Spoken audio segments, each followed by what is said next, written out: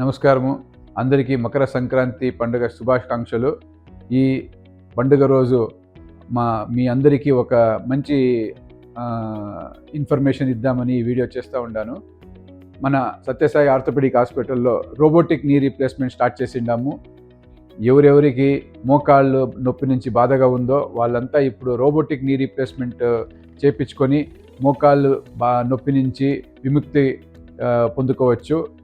ఈ దృష్టిలో మనసులో పెట్టుకొని ఫస్ట్ 200 సర్జరీస్, మొదటి 200 సర్జరీస్ను అతి తక్కువ ధరలో అతి సామాన్యుడికి అందుబాటులో ఉండే అంత ప్రైజింగ్ అని పెట్టిండాము.